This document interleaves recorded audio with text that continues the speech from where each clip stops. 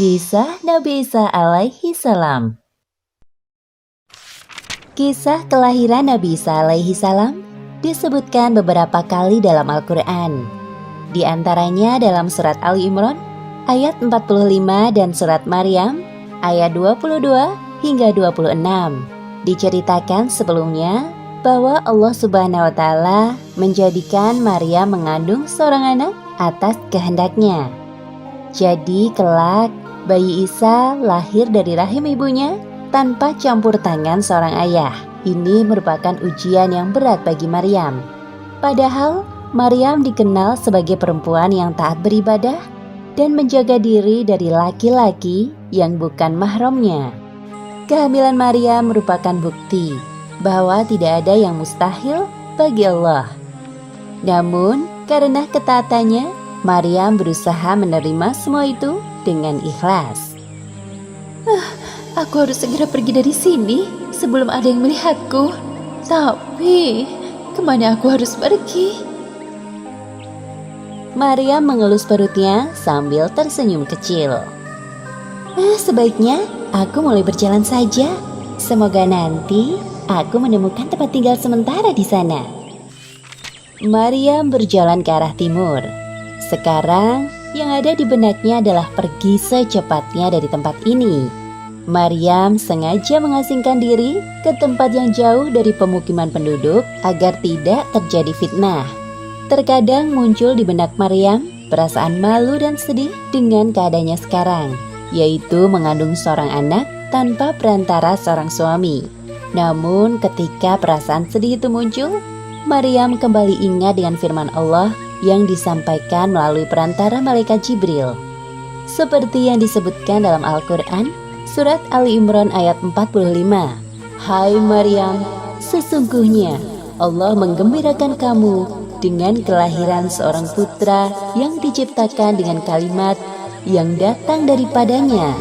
Namanya Al-Masih Isa putra Maryam, seorang terkemuka di dunia dan akhirat, dan salah seorang di antara orang-orang yang didekatkan kepada Allah.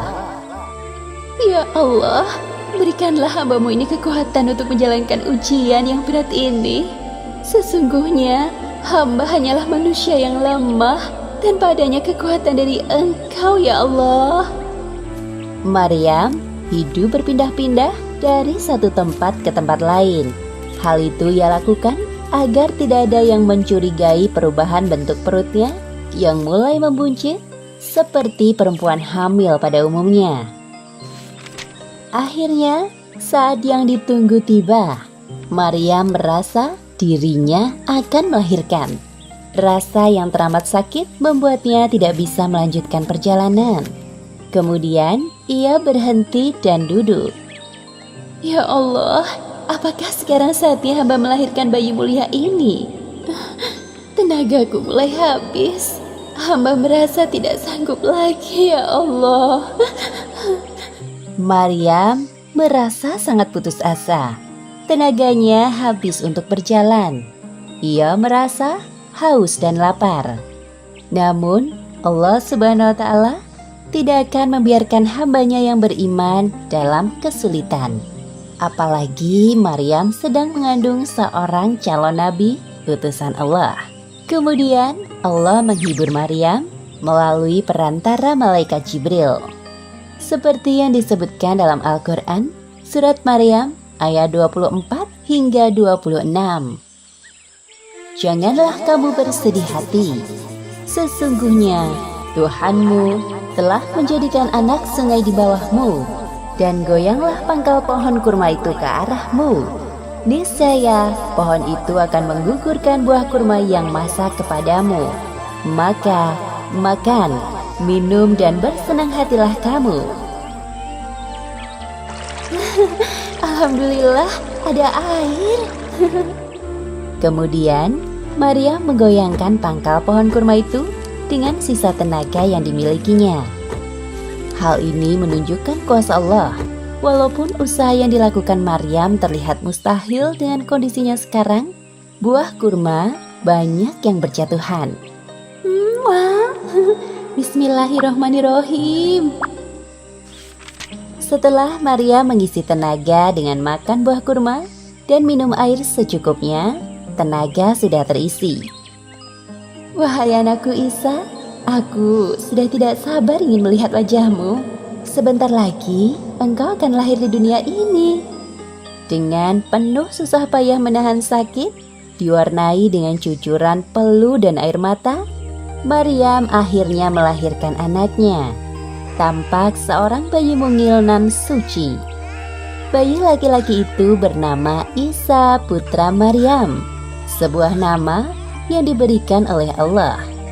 Nama Isa dinisbahkan kepada ibunya karena ia lahir tanpa perantara ayah. Alhamdulillahirabbil alamin. Akhirnya engkau lahir dengan selamat, Nak. Kemudian Allah Subhanahu wa taala memerintahkan Maryam untuk tidak berbicara dengan orang yang ditemuinya. Seperti yang disebutkan dalam lanjutan surat Maryam ayat 26.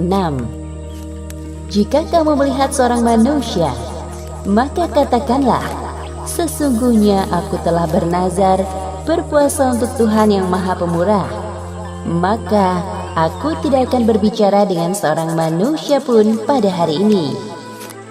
Hal tersebut dilakukan untuk menghindari fitnah, karena keanehan yang terjadi pada Maryam tidak mudah diterima oleh akal manusia. Kemudian Maryam merawat bayi Isa dengan penuh kasih sayang. Tibalah waktu yang ditentukan. Maryam kembali kepada kaumnya membawa bayi Isa. Selama perjalanan, Maryam terus berdoa dalam hatinya agar Allah selalu melindungi mereka berdua. Karena kelak bayi suci yang berada dalam dekapannya itu akan menjadi nabi yang mulia di kalangan Bani Israel. Kisah ini diceritakan beberapa kali dalam Al-Quran. Salah satunya dalam surat Maryam ayat 27 hingga 35. Setelah melahirkan bayi Isa, akhirnya Maryam kembali ke tengah-tengah kaumnya di Palestina. Namun saat kaumnya mengetahui bahwa Maryam membawa seorang bayi tanpa suami, tuduhan dan hinaan menyerangnya.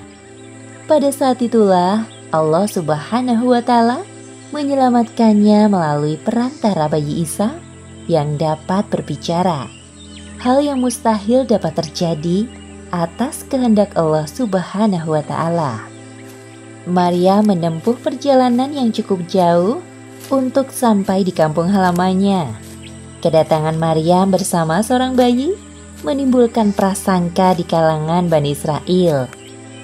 Ya Allah, kuatkanlah hamba dalam menghadapi ujian ini. Hamba berserah diri kepadamu. Kondisi Maryam yang sekarang telah berbeda membuat Bani Israel bertanya-tanya. Karena selama ini yang mereka tahu Maryam adalah seorang wanita yang sangat menjaga diri dari laki-laki bukan mahram. Kemudian mereka mencerca Maryam dengan berbagai pertanyaan. Wahai Maryam, sebenarnya engkau selama ini pergi kemana? Apa jangan-jangan engkau malu jika kami sampai mendengar tentang kehamilanmu? Apa? Maryam hamil? Orang-orang di sekitar yang mendengar percakapan tersebut juga penasaran dengan jawaban dari Maryam tentang asal-usul bayinya. Mereka yang tadinya tidak peduli mulai mendekati Maryam. Pantas saja dia menghilang cukup lama selama ini. Jika memang benar engkau hamil dan itu anakmu, lantas siapa ayah bayi itu? Namun tidak ada jawaban yang keluar dari mulut Maryam. Hal ini dilakukan Maryam atas perintah Allah Subhanahu wa taala. Hei Maryam, sesungguhnya kamu telah melakukan sesuatu yang amat mungkar. Mengapa engkau hanya diam saja, wahai Maryam? Jika memang benar itu bayimu, siapakah ayahnya? Jangan membuat kami menerka-nerka seperti ini. Bani Israel mulai terpancing emosi karena Maryam tidak menjawab pertanyaan mereka dan mulai menyindir Maryam. Padahal ayahmu sekali-kali bukanlah seorang yang jahat dan ibumu bukanlah seorang pezina. Maryam sangat sangat sedih dan hancur mendengar tuduhan dari kaumnya. Apalagi orang tuanya juga ikut mereka hinakan. Padahal yang selama ini kaumnya tahu bahwa ia sangat menjaga kehormatannya. Namun, Maryam mencoba untuk bersabar menghadapi ujian ini. Wahai Maryam, sebenarnya siapa laki-laki yang telah membuatmu seperti ini? Bagaimana kami akan berbicara dengan anak kecil yang masih dalam ayunan? Pada saat inilah Allah Subhanahu wa Ta'ala menunjukkan kuasanya melalui bayi Isa yang dapat berbicara layaknya orang dewasa. Seperti yang disebutkan dalam surat Ali Imran ayat 46. Dan dia berbicara dengan manusia dalam buayan. Dan ketika sudah dewasa, dan dia adalah salah seorang di antara orang-orang yang saleh. Sesungguhnya aku ini hamba Allah. Hah, dengar, bayi itu bicara. Dia memberikanku Alkitab atau Injil, dan dia menjadikan aku seorang nabi. Subhanallah. Jadi, engkau adalah seorang nabi utusan Allah? Ya Allah, Maha Suci Allah. Perhatian semua orang tertuju pada bayi dalam gendongan Maryam. Perkataan bayi Isa ini ditujukan untuk membersihkan nama baik ibunya dari tuduhan zina oleh kaumnya. Kemudian bayi Isa juga menjelaskan tentang tugas kerasulannya kelak. Dia, Allah, menjadikan aku seorang yang diberkati di mana saja aku berada. Dan dia memerintahkan kepada aku mendirikan sholat dan menunaikan zakat selama aku hidup. Dan berbakti kepada ibuku. Dan dia tidak menjadikan aku seorang yang sombong lagi celaka. Orang-orang yang menyaksikan kejadian tersebut merasa kagum dengan mukjizat bayi Isa yang dapat berbicara.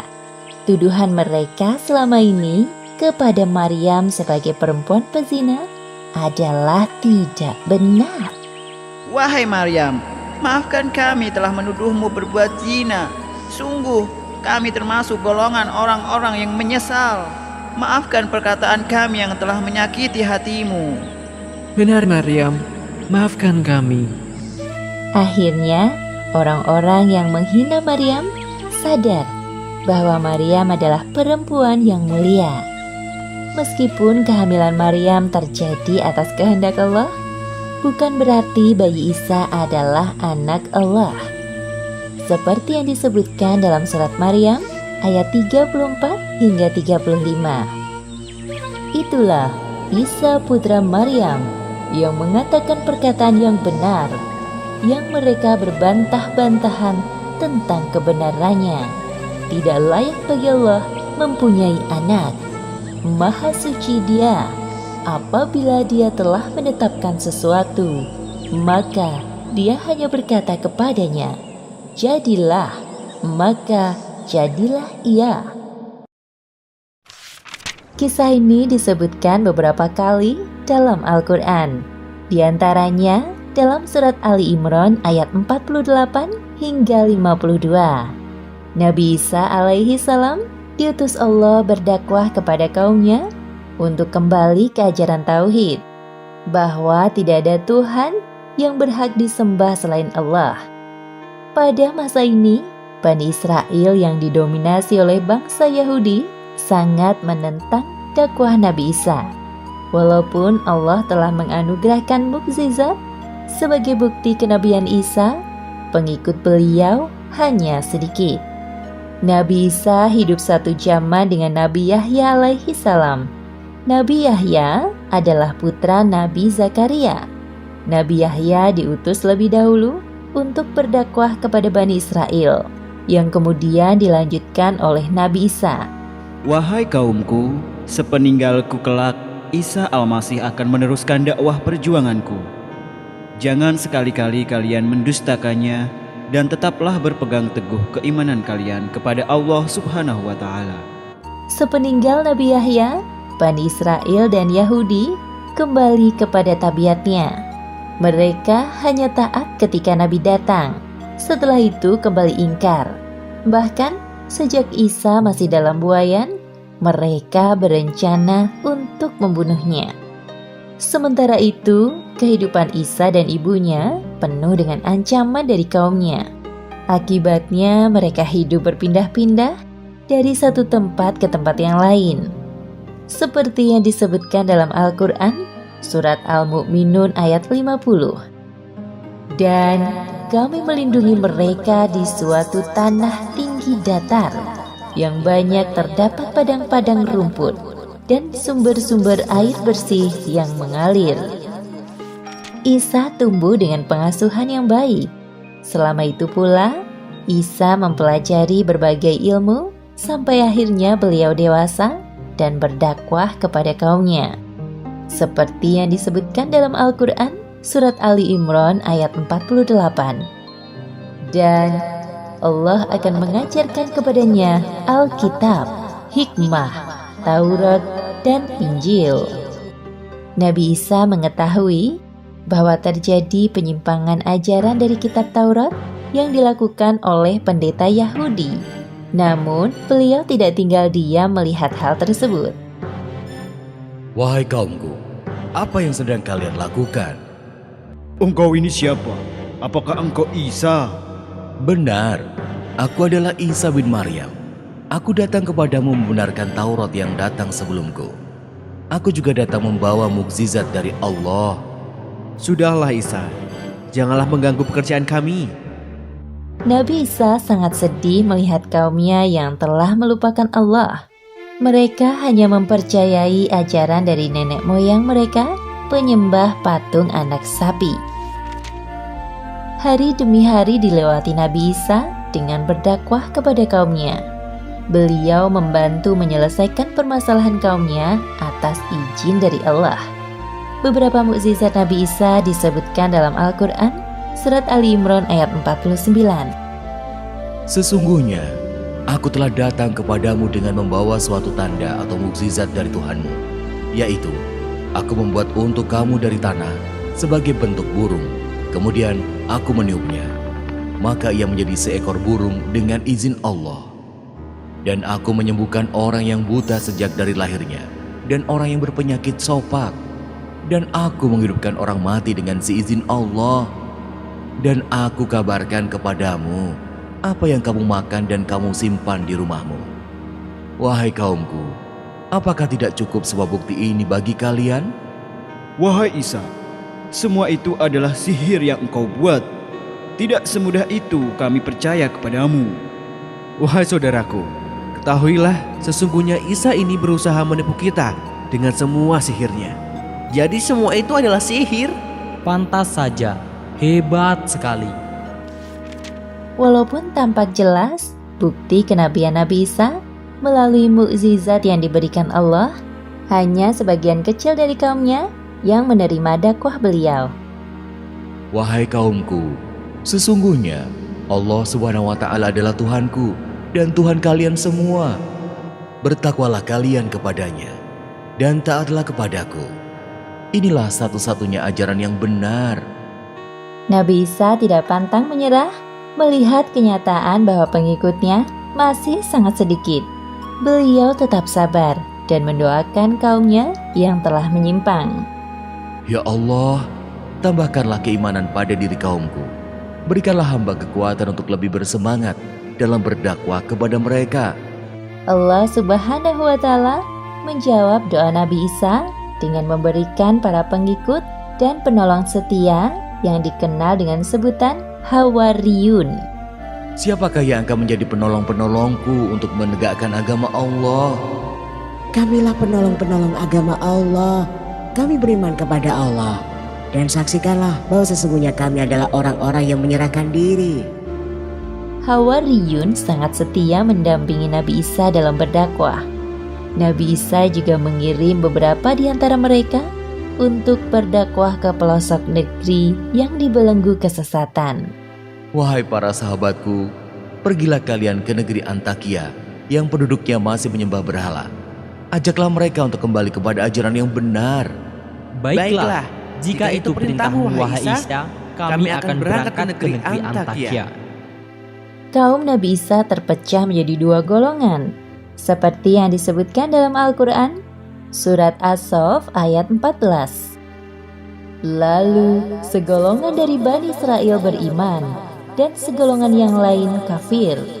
Maka kami berikan kekuatan kepada orang-orang yang beriman terhadap musuh-musuh mereka.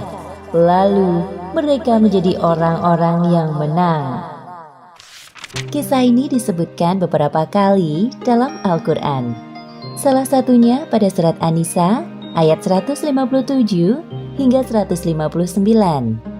Dakwah Nabi Isa alaihi salam kepada kaumnya berjalan baik. Terbukti bahwa pengikut Nabi Isa semakin bertambah dengan bantuan dari Hawariyun. Hal ini membuat kaum Yahudi yang menentang ajaran Nabi Isa menjadi geram. Kemudian mereka merencanakan pembunuhan terhadap Nabi Isa alaihi salam. Nabi Isa alaihi salam berdakwah kepada kaumnya dengan dibantu oleh Hawariyun. Ketulusan dan keikhlasan mereka dalam membantu dakwah Nabi Isa sangat tinggi. Bahkan Allah Subhanahu wa Ta'ala menurunkan mukjizat kepada Nabi Isa atas permintaan Hawariyun. Wahai para sahabatku, terima kasih atas kesigapan kalian dalam membantu perjuangan dakwahku selama ini. Semoga Allah SWT membalas setiap kebaikan kalian menjadi berkali-kali lipat. Wahai Nabiullah, ini merupakan perintah dari Allah Subhanahu wa Ta'ala. Lagi pula, kami merasa tersanjung ikut andil dalam perjuangan dakwahmu. Pada suatu hari dalam perjalanan, salah satu dari pengikut setia Nabi Isa merasa kelaparan. Mereka saling pandang dan tersenyum kecil. Percakapan antara Nabi Isa dan Hawariyun disebutkan dalam Al-Quran Surat Al-Maidah ayat 112 hingga 114. Wahai Isa putra Maryam, sanggupkah Tuhanmu menurunkan hidangan dari langit kepada kami?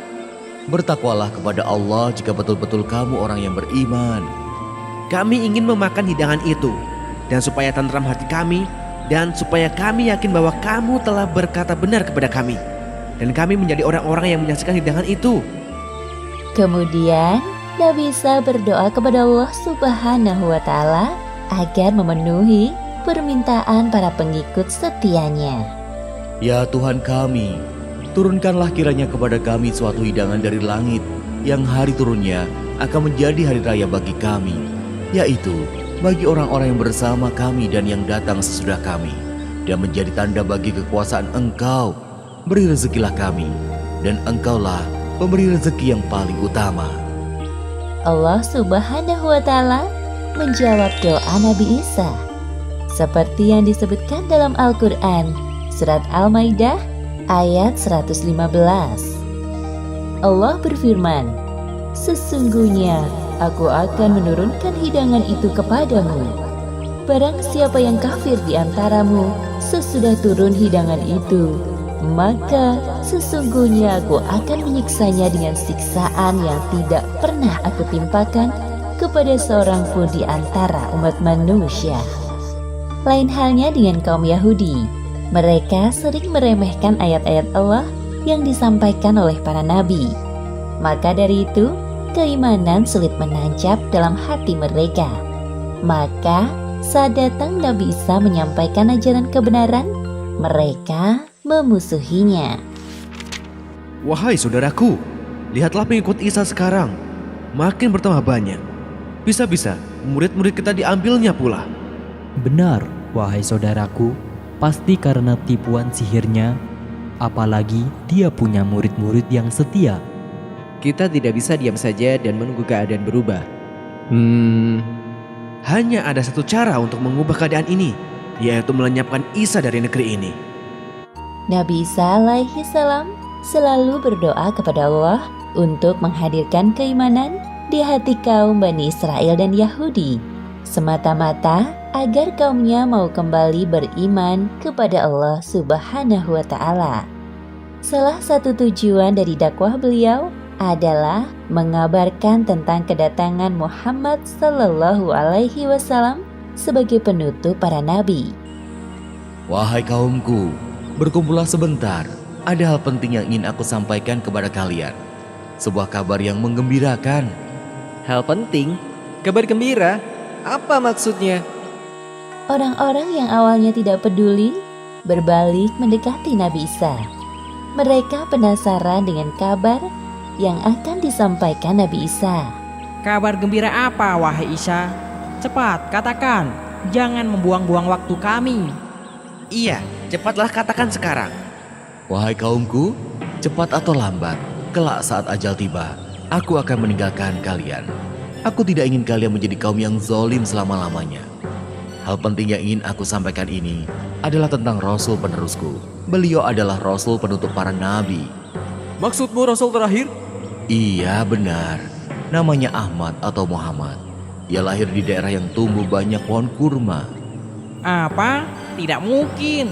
Kenapa tidak di sini? Dari keturunan bangsa kita. Omong kosong dengan semua itu. Wahai Isa, kami tidak percaya perkataanmu sedikit pun. Apakah engkau ingin memecah belah bangsa kami dengan mengatakan hal itu? Wahai Isa, kita ini Bani Israel, bangsa terbaik dari yang terbaik. Sudah, mari kita bubar. Ternyata benar dugaanku. Isa hanya membuang-buang waktu kita saja. Wahai kaumku, semua yang aku sampaikan ini adalah... Belum sempat Nabi Isa menyelesaikan perkataannya, kaumnya pergi. Wahai kaumku, bersikap lemah lembutlah kalian terhadap sesamamu. Jangan sekali-kali kalian menindas orang yang tidak bersalah. Sesungguhnya, ajaran Allah sangat membenci kekerasan terhadap semua makhluknya. Bicara apa sih dia? Mengganggu pekerjaan kita saja. Ajaran Nabi Isa yang ditentang oleh kaum Yahudi adalah tentang riba, yakni mendapatkan tambahan keuntungan dengan cara yang curang. Seperti yang disebutkan dalam Al-Quran surat An-Nisa ayat 161. Dan disebabkan mereka memakan riba, padahal sesungguhnya mereka telah dilarang daripadanya. Dan karena mereka memakan harta orang dengan jalan yang batil. Pada masa itu, sekitar tahun 63 sebelum Masehi, negeri Palestina berada di bawah kekuasaan Romawi yang kejam. Setiap orang yang melakukan pemberontakan terhadap kerajaan akan dijatuhi hukuman salib. Sementara itu, beberapa orang Yahudi sedang berdiskusi untuk melenyapkan Nabi Isa alaihi salam yang dirasa mereka telah banyak bertingkah. Wahai saudaraku, ajaran Isa benar-benar telah merugikan kaum kita. Betapa tidak, apa-apa dilarang. Kalau begini caranya, semakin sempit ruang gerak kita untuk berkuasa. Benar sekali yang engkau katakan. Wahai saudaraku, sekarang para pendeta risau dengan keberadaan Isa. Karena kehadiran Isa telah mengusik ketenangan hidup kita, maka sekarang saatnya kita melenyapkannya dari negeri ini. Mereka berpikir untuk membunuh Nabi Isa dengan cara menghasut pihak kerajaan. Jadi seolah-olah mereka tidak terlibat dalam pembunuhan Nabi Isa. Kaum Yahudi berhasil menjebak Nabi Isa alaihi salam dengan tuduhan yang tidak benar kepada pihak kerajaan. Alhasil, Nabi Isa dicari-cari oleh tentara Romawi. Wahai para tentara, tangkap Isa dan bawa ke hadapanku. Siap, laksanakan perintah. Sementara itu, Nabi Isa bersama Hawariyun telah bersembunyi ke tempat yang aman setelah mendengar kabar bahwa Nabi Isa menjadi buronan pihak kerajaan. Wahai rakyat Palestina, barang siapa di antara kalian yang mengetahui keberadaan Isa putra Maryam dan bersedia melaporkannya kepada kami, hadiah besar dari kerajaan menanti kalian. Namun sayangnya, ada salah satu pengikut Nabi Isa yang tergiur dengan hadiah sayembara tersebut. Ia berkhianat dan memberitahukan tempat persembunyian Nabi Isa kepada tentara Romawi. Sebelum tentara Romawi mendatangi tempat persembunyian Nabi Isa, Allah Subhanahu wa Ta'ala telah menyelamatkan Nabi Isa. Seperti yang disebutkan dalam Al-Quran, surat An-Nisa ayat 158. Tetapi yang sebenarnya Allah telah mengangkat Isa kepadanya. Wahai Isa, keluarlah dari persembunyianmu. Engkau telah terkepung. Engkau tidak bisa lari lagi dari kami. Di mana Isa? Cepat katakan. Aku tidak tahu apa-apa tentang Isa. Hei, dia itu Isa. Hah? Kau Isa rupanya. Demi Tuhan, aku bukan Isa. Kalian salah orang. Sudah, bawa saja dia. Akhirnya, tentara Romawi membawa Yudas Iskariot yang wajahnya telah diserupakan oleh Allah seperti Nabi Isa dan menyalibnya. Seperti yang disebutkan dalam Al-Quran, surat An-Nisa ayat 157. Dan karena ucapan mereka, sesungguhnya kami telah membunuh Al-Masih, Isa putra Maryam, Rasul Allah. Padahal mereka tidak membunuhnya dan tidak pula menyalibnya. Tetapi yang mereka bunuh ialah orang yang diserupakan dengan Isa bagi mereka. Assalamualaikum. Kalau teman-teman belum subscribe, yuk klik tombol subscribe warna merah. Gratis loh. Jangan lupa klik juga gambar loncengnya ya, supaya teman-teman bisa tahu video-video baru Diva.